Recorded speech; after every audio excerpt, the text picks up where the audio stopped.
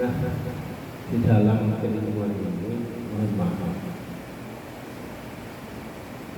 orang yang berilmu itu derajatnya kelas 3, level 3 setelah Allah, yang level 1, kedua level 2 itu malaikat, dan level ketiga itu orang yang berilmu. Dan ini sudah tahu sampai duit dan sehari-hari. Syahidallah annahu la ilaha illa huwa Allah. Kemudian wal malaikah, ketika wa mu'minun orang bil fisik, jadi orang yang berkecimpung di dalam ilmu itu kelasnya nomor 3 setelah Allah, malaikat, manusia. Karena itu kita tidak perlu mencari ujian dari Allah. Kita tidak perlu pengakuan dari Allah, tidak perlu pengakuan dari masyarakat, tidak perlu pengakuan dari pemerintah.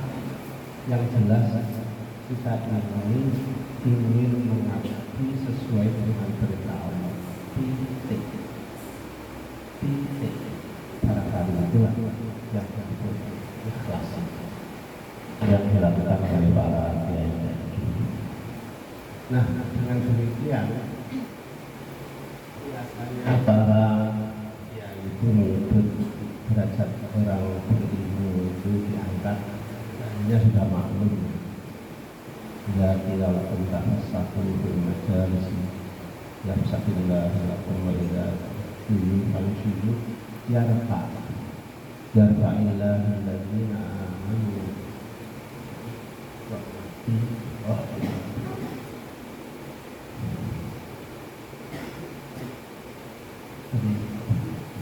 walladzina utul ilma darajat. Selain ayat tadi itu, yang di sini yang dimujadah, Allah mengangkat derajatnya orang beriman, derajat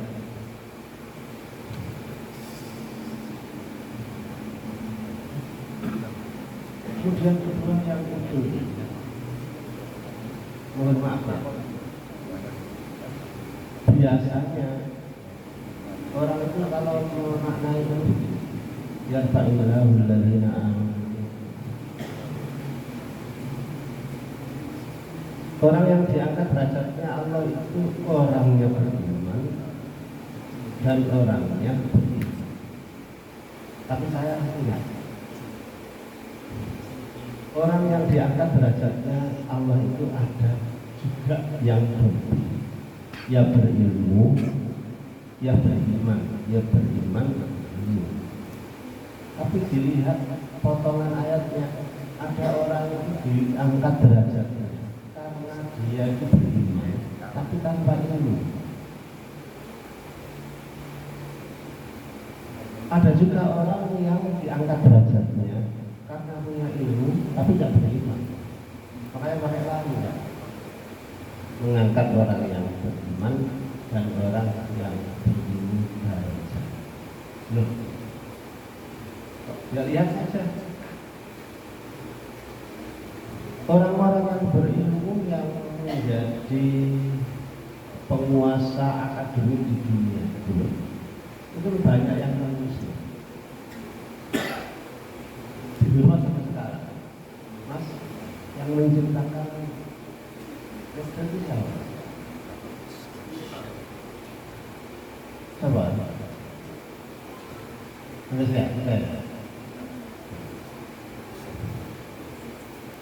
yang menciptakan kelistrikan ini, maaf ya, dibanding Pak Yai Rofi, kayaknya manfaatnya banyak yang listrik ya, yang memakai segininya. Jadi Thomas Alva Edison yang menciptakan listrik ini, ilmunya itu dimanfaatkan oleh sedunia. sampai di pesantren ini. Kalau Pak Yai Rofi, saya kira belum mendunia, mungkin besok-besok itu. Coba, berarti walladzina utul ilm darajat sektor tersendiri tidak harus terkait dengan iman. Pesan ayat ini, orang tidak beriman kalau dia mempunyai skill ilmu mapan, itu pasti diangkat derajatnya oleh Allah sesuai bidangnya. Jangankan beriman, yang tidak beriman, ya, saya sampai begini. Dulu ketika ada ulama yang mendekati pencipta listrik ini, kamu sadar sekali saja, setelah itu mati nggak apa-apa. Andai dia itu muslim, saya kira dia pasti masuk surga, bukan karena amalnya ibadah sholatnya banyak, mungkin karena manfaatnya penciptaan. Itu yang disebut oleh manfaat. Anfa'uhum. Karena itu yang bisa menciptakan ilmu bermanfaat itu yang paling kental di dunia ini ya lembaga pesantren.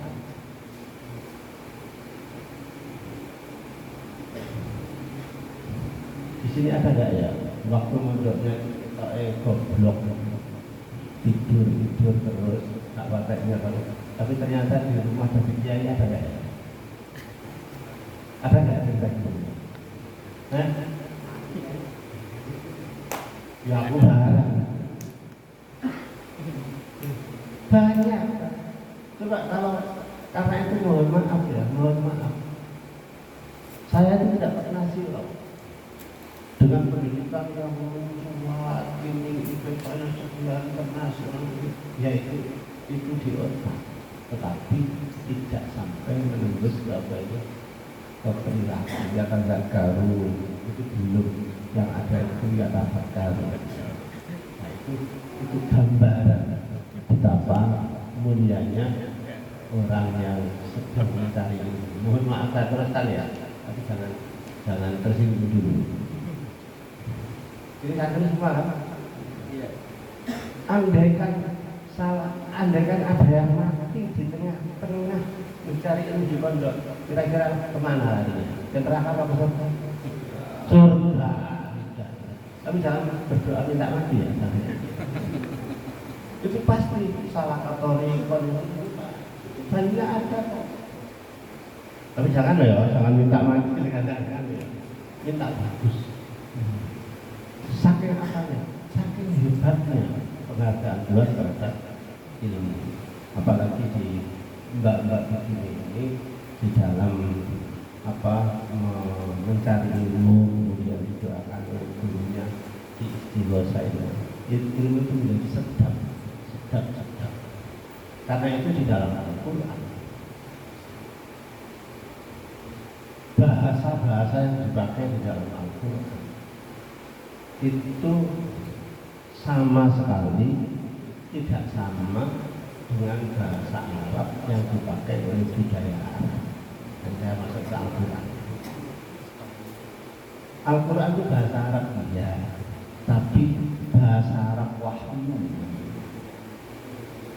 Terus orang Arab juga bahasa Arab ya, tapi namanya bahasa budaya. Kaitannya apa? Bahasa Arab budaya itu membantu pemahaman bahasa Arab wahyu satu. Kedua, bahasa Arab wahyu itu tidak semuanya terjangkau oleh bahasa Arab budaya.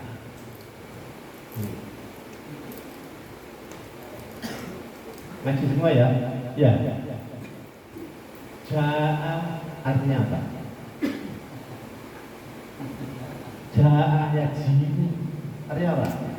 Datang, iya kan? Bisa ya? Ja'a yajibu artinya apa? Datang, teko, gitu kan? Teko. Ata yakti artinya apa?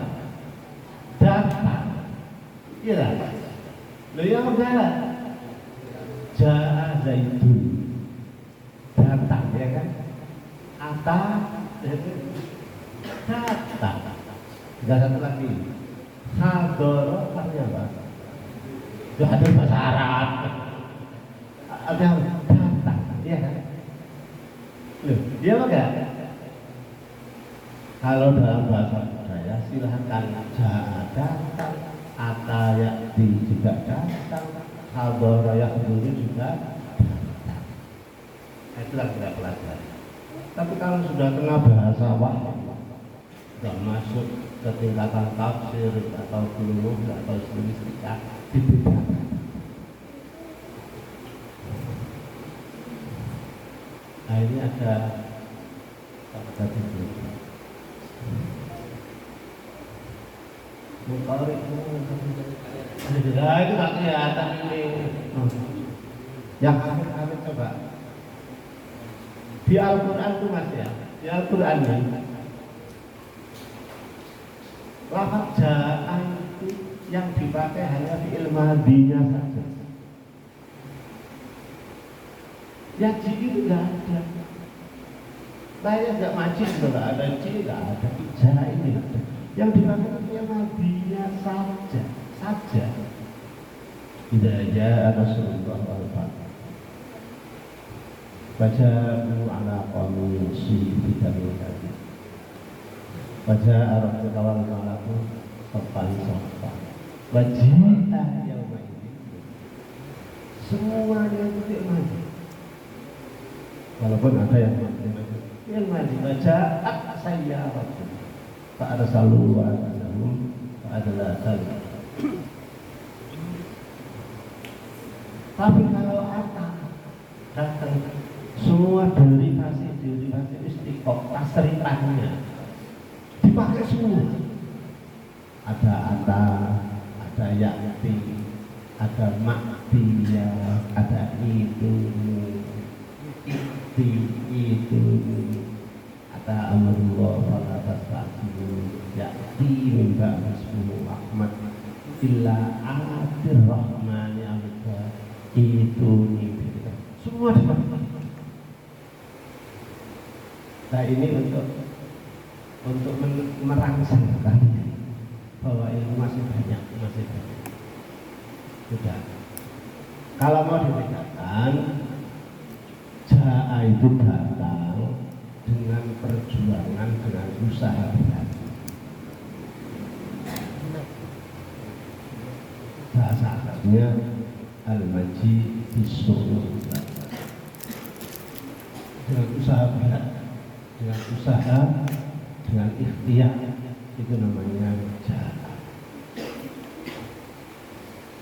Ja'a Nasrullah wal fath.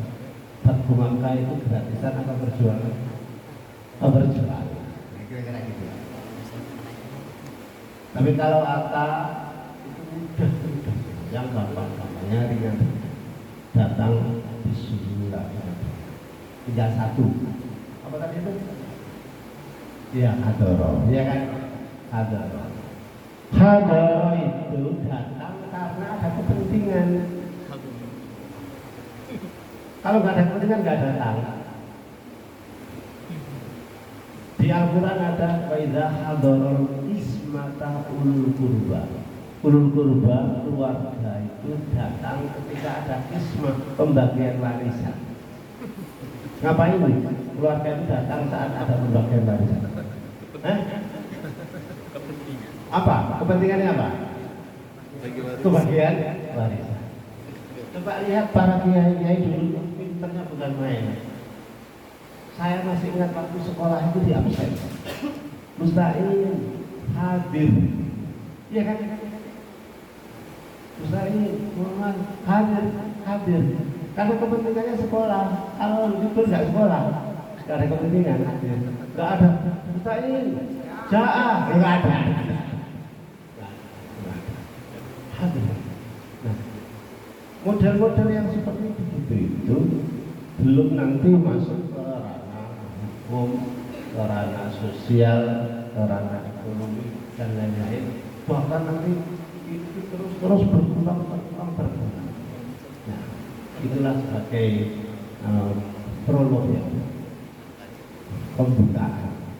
barangkali sampai nanti mau bertanya yang terserah apa ngomong, saya juga tidak tidak membatasi apa yang penting kalau bisa baru ngobrol ya biar saya sendiri yang ngoceh gitu. Monggo kalau Bapak silakan. Terima kasih kepada Yai. Mungkin ada pertanyaan dari teman-teman.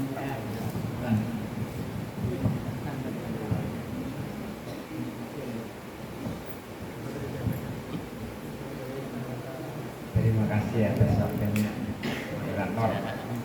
Assalamualaikum warahmatullahi wabarakatuh. Ini untuk meramaikan suasana Sarasehan untuk negeri. Ya ini pertama ya kami mengucapkan terima kasih untuk yang kesekian kalinya kita kehadiran guru besar kita. Saya pribadi kemudian mengundang atas izin Kiai Rafiuddin untuk menghadiri besok di acara apa? Wisuda. Saya bilang begini sama teman sama rekan-rekan, hadiri besok. Ada Yai Ta'im. Untuk menghadiri Yai Ta'im itu tidak cukup uang sedikit, banyak.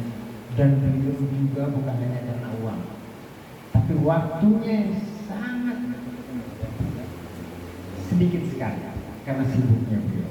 Di mana-mana diperlukan. Mumpung ada boleh hadiri, kita tinggal makan aja tuh ilmunya yang diberikan. Saya ingat betul ya dulu waktu di Buirang itu ilmunya kayak apa ya?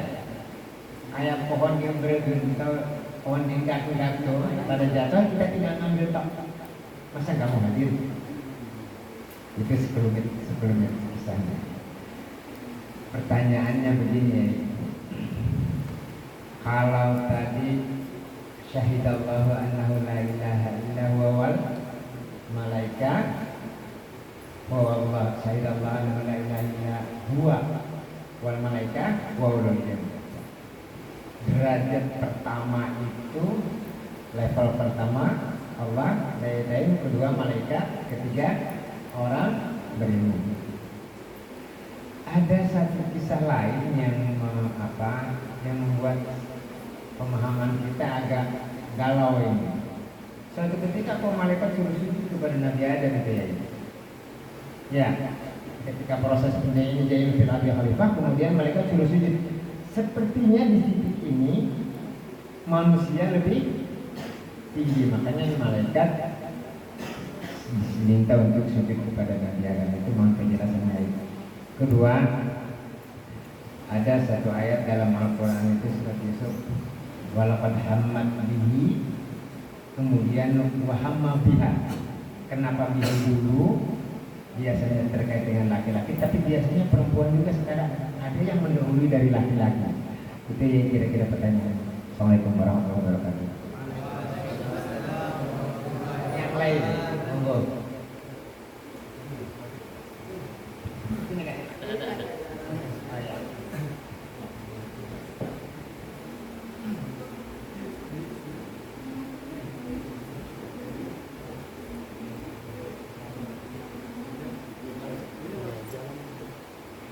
Assalamualaikum warahmatullahi wabarakatuh.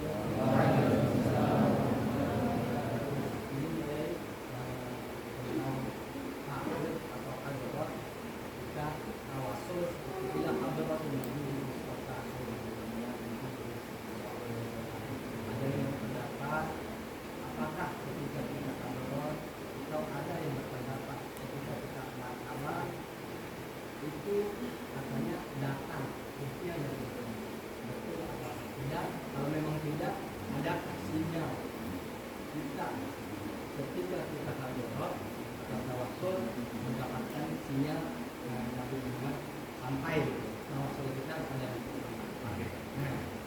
dan lagi satu lagi ya kemarin pengajian 2 minggu yang lalu kami yang mana tentang silaturahmi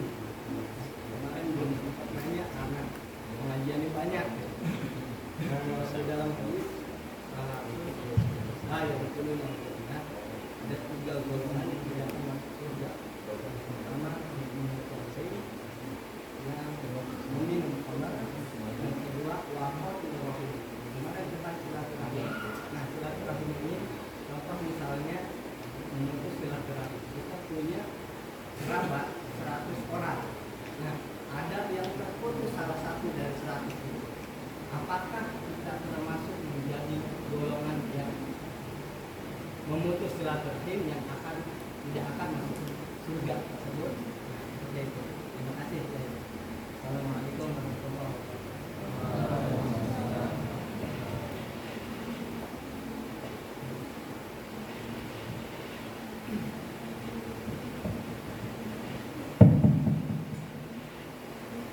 Ini pertanyaan yang berat ya, sehingga saya ini saja. Wallahu a'lam.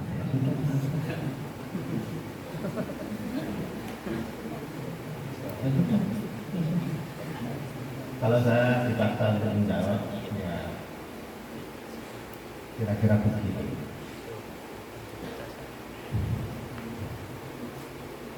Wa idh qulna lil malaikati isjudu li Adam. Itu semua mufassir mengatakan sujud ihtiraman atau ta'ziman,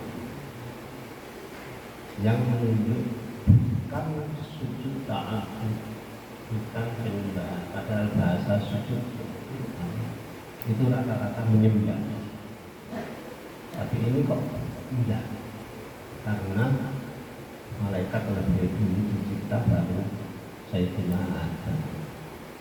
Jika Sayyidina Adam itu levelnya seorang malaikat, ini mengandung hikmah pelajaran bahwa yang harus menghormati itu siapa?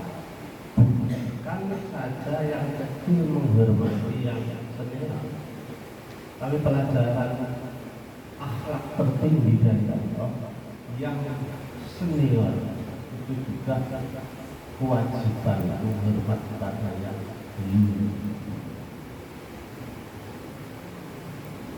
Nah, itulah sebabnya maka orang-orang tua kita itu mengajari kita memanggil adik itu tidak dengan namanya tapi ada penghormatan.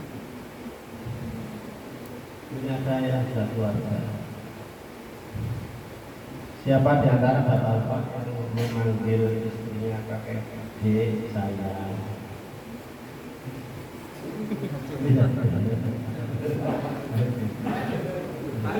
Jadi terus judul Adam adalah pelajaran ikhtiar penghormatan tertinggi bahwa masing-masing menghargai yang lain, dicontohkan yang derajat senior dekat dengan Tuhan justru diperintahkan bersujud kepada juniornya yang harus ditata.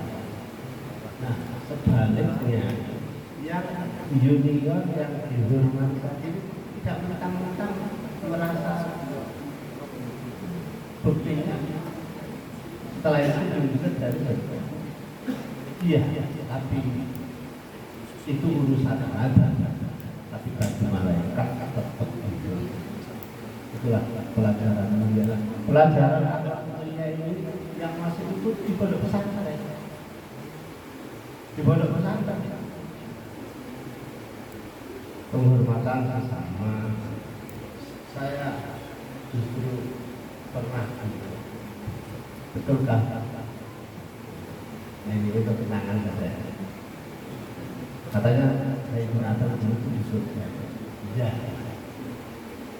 Terus turun ke bumi. Saya juga mau bertanya.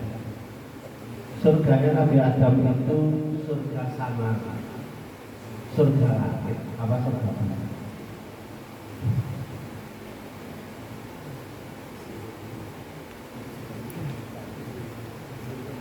Ketika kita membayangkan Nabi Adam di surga itu di langit, dalilnya apa?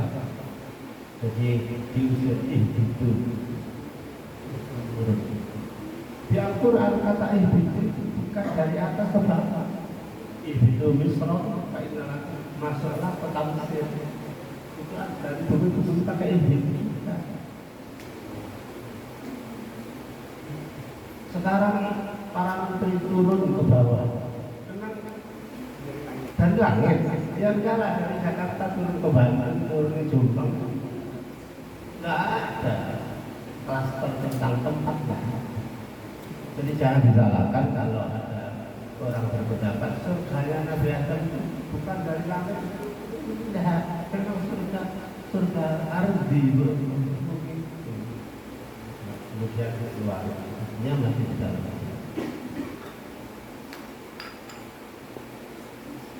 Soal ini tidak usah dipikir.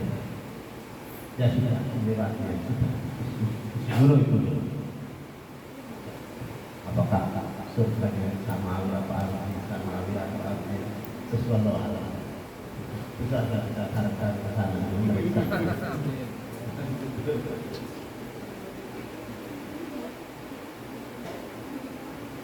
Dua. Ini yang tafsir. Kisahnya Siti Zulaikha atau Zalikha. Ada yang membaca Zalikha karena kodnya itu tidak pakai alif. Zalikha. Terus dalam Zulaikha Zulaikha itu asalnya ratu kecantikan Yaman. Karena populer kecantikannya, terus Perdana Menteri Mesir. Perdana Menteri itu bahasa Al-Qurannya Al-Aziz. Aziz itu Perdana Menteri. Nama aslinya Tir Al-Aziz. Indonesia itu ada Perdana Menteri. Nah, Perdana Menteri itu kan jangkauannya banyak. Dia itu belum sudah tua mendengar ada ratu kecantikan dari Yaman namanya Zalikha tadi. Kemudian yang menikahi Perdana Menteri. Wajar kan? Menteri itu walaupun jelek-jelek. Ya, tapi menteri itu kira-kira mencari artis yang masih muda-muda kok dapat kan? Tapi yang contohnya banyak. Menteri yang dapat artis yang bening-bening. Nah, ini gambarannya.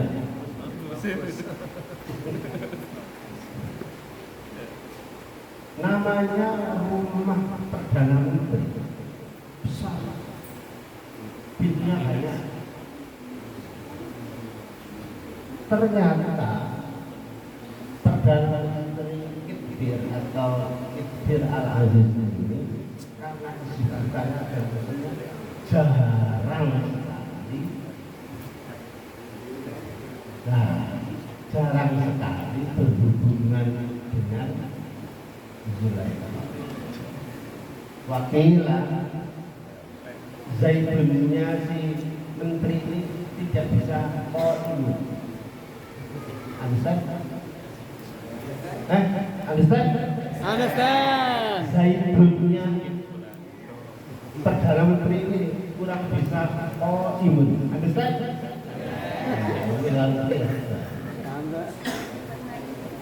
Terus di rumah itu ada berondong, ada pemuda-pemudian, temennya bukan.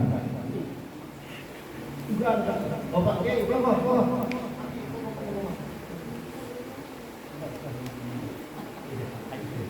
Mang, maju mas. Nggak boleh di belakang. Maju. Maju. Dia kali. Udah. Masya Allah. Bukan naik, ada.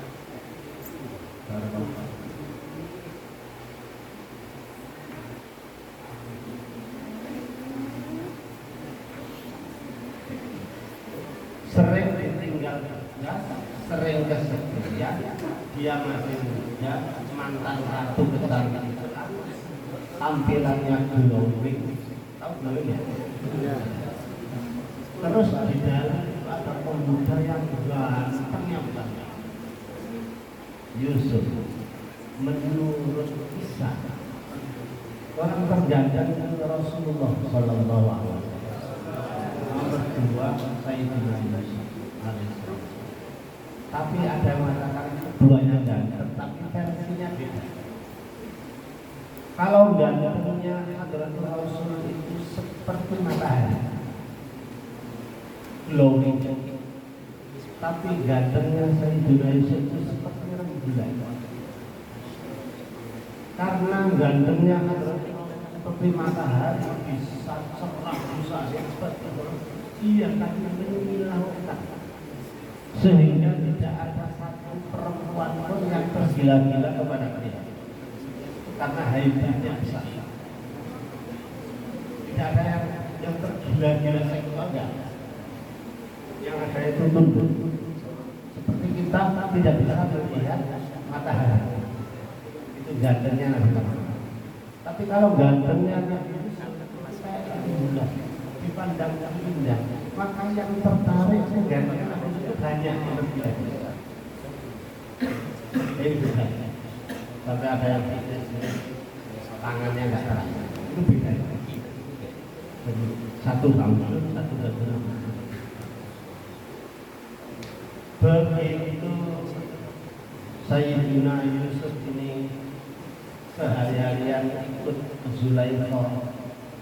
Zulaikha tahu dia mandi, tahu bersisir, tahu anduan, ngerti gini, tertarik. Jadi aku tertarik.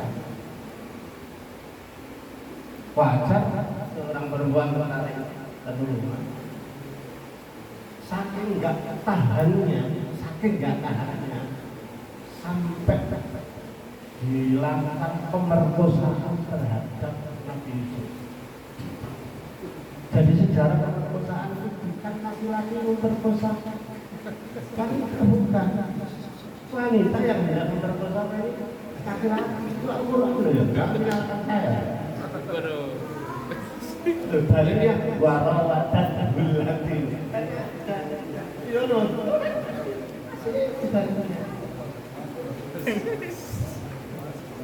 Kita bisa ngawur, tapi harus saya teruskan. Begitu berkuburan nggak mau. Subhanallah. Saya dengan Astagfirullah mau keluar dari sini. Kemudian dipegang sampai bajunya sobek. Saya sekarang tentang sobek. Sobek inilah yang menjadi menyelamatkan Nabi Yusuf. Begitu mau keluar uber-uberan dua orang, wa alfaya sayyidah al-albab, suaminya datang. Mulutnya perempuan. Wong dia yang bisa ngomong dibalik. Dua roh. Ya Allah, rohan menuduh Yusuf yang memperkosa dia. Majazah dari ahli kasuhan. Bapak, ini loh mau kurang ajar ke saya. Mau diapakan ini? Kok bisa ya? Makanya sampean Mas, jangan terlalu percaya. Yang dulu tapi bagus. Ini sorry malah sampean yang nggak betul percaya. Majalah umat Arab dari ahli kasuhan illa insan Allah.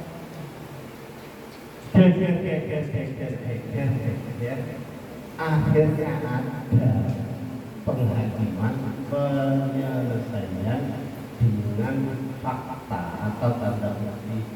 Anak kecil ngomong. Nah, ini anak kecil yang kesekian yang ngomong bisa ngomong. Ada yang mengatakan gini aja keputusannya, ingkana qawmi suhu dari kubur masalah bahwa minal jadi. Lihatlah baju Yusuf ketika dipakai beruberan tadi. Kalau sobek di bagian depan, berarti dapat yang benar yang Ibu Zulaikha. Mengapa sobek di depan itu kok terus benar? Karena persepsinya Nabi Yusuf mau menggadai, tapi ditahan, dicakar oleh istri. Tapi wa ingkar namanya suhu kudam, kalau yang koyak di bagian belakang maka dapat dia berdusta bahwa minas sodat, berarti Zulaikha yang berdusta, Sayyidina Yusuf yang berdusta. Ternyata baju Nabi Yusuf koyak di bagian apa ini? Bagian belakang. Saya pakai saya. Kalau ini ada masuk kontrol. Tidak,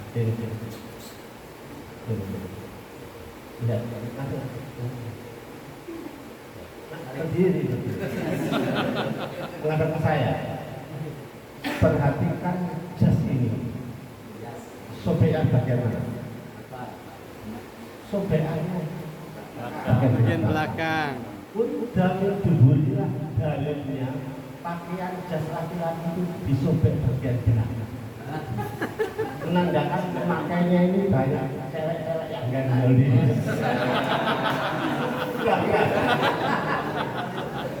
ada dalilnya disobek belakang dipakai orang Sejarahnya panjang. Masuk. Dalil yang berdalil diburi. Masuk. Pak taksir kok nggak ada yang buat taksir sendiri atau? Nah, untuk mengetahui sesungguhnya gimana? Tadi ada pertanyaan. Walaqad hammat bacaannya waqaf. Walaqad hammat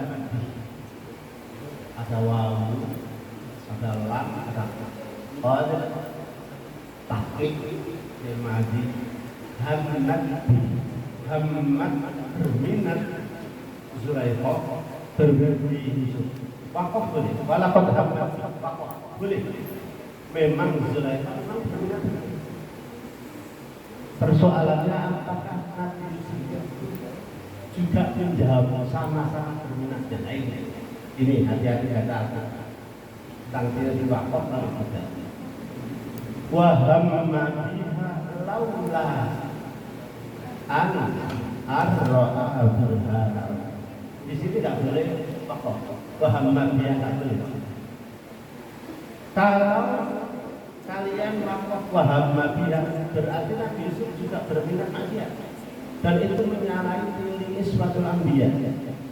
Nabi itu tidak dijaga dari maksiat, artinya dijaga.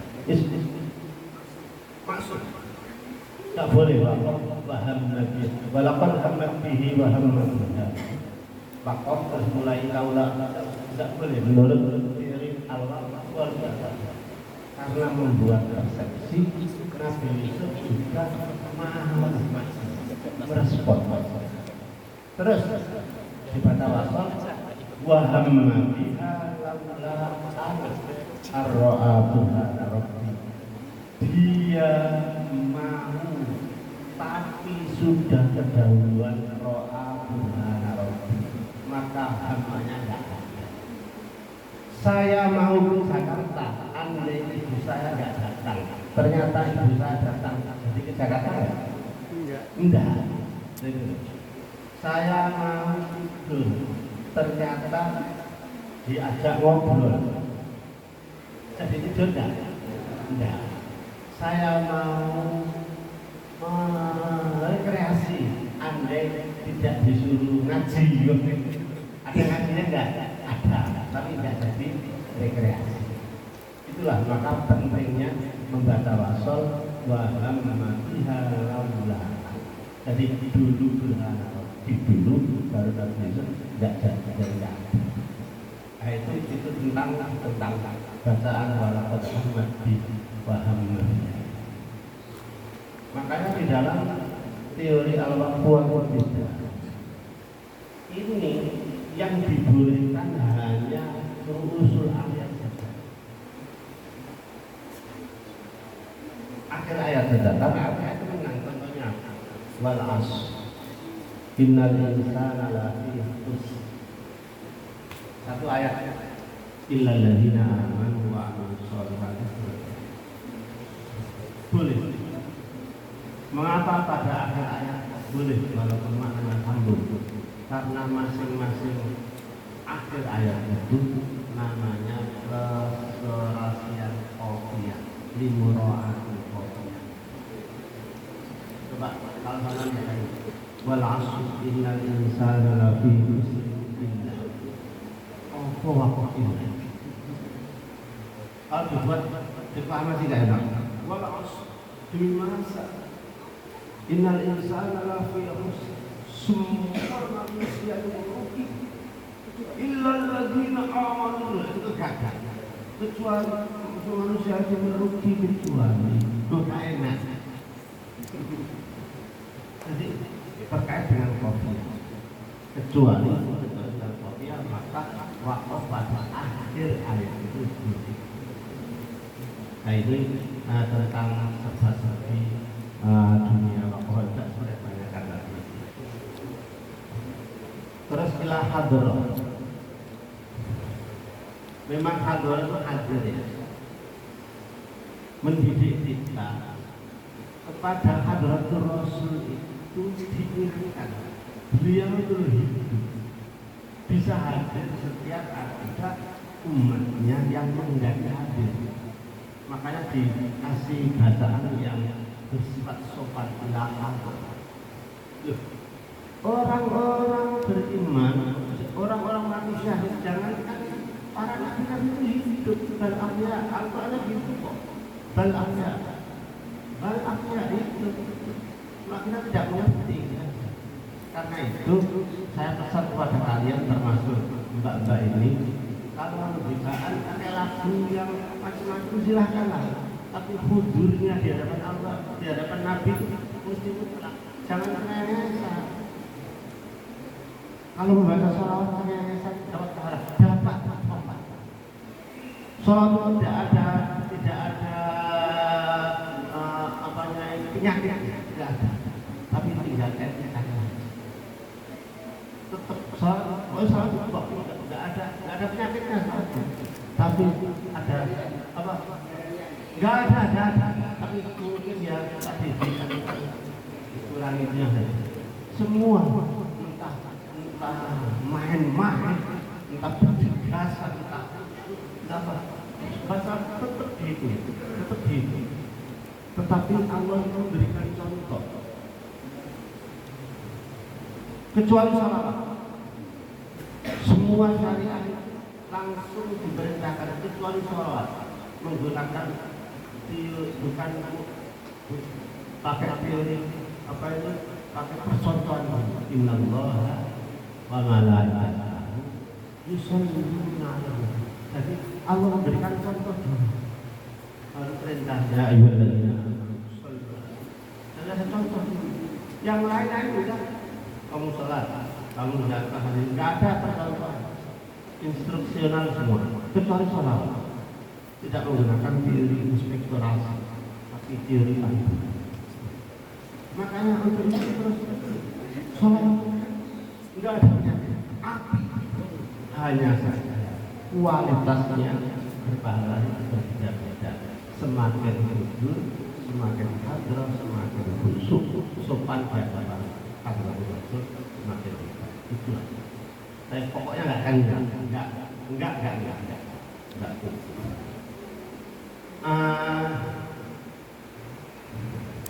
Ada 3 golongan yang tak bisa masuk surga. Mungkin nggak bisa masuk itu, mungkin ada pertingan rakaman itu. Yang penting amanu, udah wa amilus sholihati, udah lalu saja. Surga itu gampang. Semua orang Islam iman masuk pas. Perkara di neraka berapa waktu itu soal sekolah. Iya, pasti. Perkara ada yang transit sebentar, ada yang tidak transit, ada yang transit. Jadi Jadi namanya, maaf ya, namanya nas tahlil. Nas untuk memberatkan jangan sampai hilang, kira-kira. Karena orang memutus rahim itu bukan berarti kehilangan iman. Usul fikih, namanya nas qasdut tafkhim, pengagungan contoh-contohkan ya. Untuk jawab, kamu sampai ya? Ya. Maka yu'minu billah wal yaumil akhir falyukrim jazaah. Siapa yang beriman kepada Allah dan hari akhir, hormatilah tetangga. Bagaimana kalau ada orang tidak menghormati tetangga? Apakah dia kehilangan keimanan? Kehilangan? Enggak. Perintah yang tidak bisa ditarik masuk ulama. Tapi namanya nas qasdut tafkhim. Ya. Untuk mengagungkan kesana. Maka yu'minu billahi wal yaumil akhir falyaqul khairan. Siapa yang beriman kepada Allah dan hari akhir, maka ngomonglah yang baik. Bagaimana kalau ada orang ngomong tidak baik? Apakah imannya hilang? Tidak. Karena itu nas yang disebut qasdut tafkhim. Jadi derajat nas ada yang pesan ada yang demikian. Bagi masuk surga. Mudah kok. Aduh. Masuk surga. Man qala la ilaha illallah. Nah, ini. Ada hadis loh. Man qala la ilaha illallah dakhala al-jannah. Oh, benar Nabi. Iya. Wa in zana wa in saraf. Meskipun dia itu berzina setiap hari dan Nabi jalan wa in zana wa in saraf. Iya.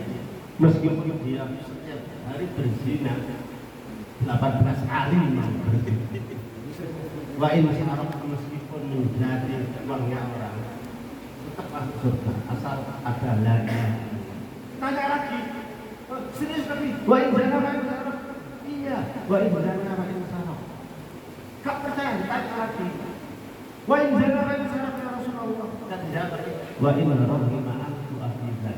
Siapa yang irung-irung dengan dari pemerintahan. Nah ini dasar. Jadi begitu sampai sudah di buku tahu itu sudah ada sampai termasuk nama saya juga. Ya itu udah bela juga ngomong. Udah ada daftarnya. Kok nggak percaya? Terakhir, itulah sebab orang bagus bahasa Arabnya yang hadir dan ya lafaz baru kalau dijamakkan menjadi baro, jamak taksir baro maknanya malaikat. Coba bayangkan kalau dijamakkan maknanya malaikat. Ada sawatawallah kiramin baroro di safaro kiramin baroro malaikat. Tapi kalau dijamakkan menjadi abrar maknanya manusia. Wa tawaffana ma'al abrar. Ya Allah, wafatkanlah kami bersama orang-orang yang baik. Maksud bersama malaikat. Kapan mati? Malaikat. Innal abrar lafi na'im. Abrar orang-orang yang baik masuk surga. Lupa kan ada malaikat yang di surga. Siapa? Malaikat Ridwan. Subhanallah. Malaikat Ridwan di surga itu bukan penikmat surga, tapi manajer hotel. Dia itu manajer hotel yang mengatur itu kamarnya mustahil ini itu yang ngatur itu malaikat itu. Manajernya manajer hotelnya malaikat itu. Tamunya kayak Rofi barang ini. Ya saya sih duluan lah. Belum masuk itu begitu. Ya ada kamar di Alimuddin. Oh iya. Ini kamar ini bibian. Ada yang ekonomi berarti. Oh pasti ada. Saya kira cukup ya mas. Kurang. Mohon maaf segala kurang mohon maaf. Saya masih ingin berlama-lama tapi kalau aku bersoal Yesus. Kalau